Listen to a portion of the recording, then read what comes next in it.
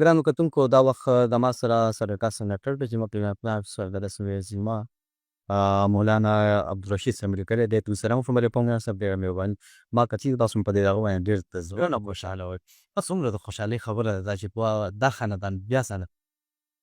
نو یقینا د خوشحالۍ انتها ده چې کله د دوه زړو کې نفرت راغلی دی پرېکړې شوي دي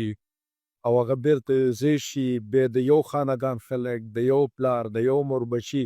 او په هغې کې تر دغه پورې کرکې او نفرتونه پیدا شو چې له یو بل یې نفرت کړله یو بل یې مړه کړله او بیرته هغه په یو دغه باندې په میز باندې په یو ټیبل باندې سره راجمع شو نو یقینا دا د خوشحالۍ خبر خو د قوم نه خوشحاله دی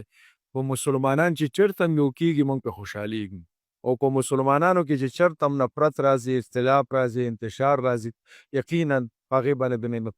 کېدو کوسه ډېر چې خلک ګوري چې د زیانو نه رنګ روانې دي تشویق دي او لا سپېرې د پاسه بیا خپلمنځي جګړه وینولي خو خلک پرې نور هم زړه خوري هغوی داسې پیغام ورکوي بالکل جی پیغام خدا دی ما اوس هم په دا جرګه کې خبره وکړله چې 20 کاله مخکې دې کې یو مړی شوی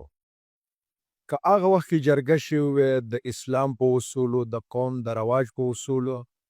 دغه نور مړي شاید نه وی شوي د الله تقدیر خو په خپل ځای ده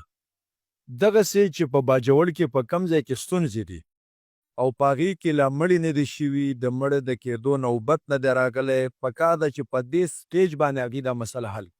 که یو ځل مړي نیشو وینه توی شوه بیا که روغه وشیم هغه مینه به نه نفرتونه به پیدا شوي نو تمام باجوړ ته موږ دا پیغام ورکوو چې موږ مسلمانان یو موږ پښتانه یو موږ یو قوم او اسلام د نظریې په حوالې سره مسلمانان یو وجود ګڼلی دی نو چې یو وجود یو نو ولې د یو بل نقصان کوو که زه مسلمان وژنم خپل لاس پرې کوم خپل هغه اسلامي او مذهبي قومي تشهد چې کوم دی هغه پېمال کومه یا د هغې کمزوری کومه نو په دغې حوالې سره ټول ولس ته زموږ هم دغه پیغام دی چې دوی د اتحاد د اتفاق مظاهره وکړي او دا کومې ستونزې چې دي دا د جرګو د لارې نه او دا د مذاکراتو د افهام و تفهیم د لارې نه حل کړي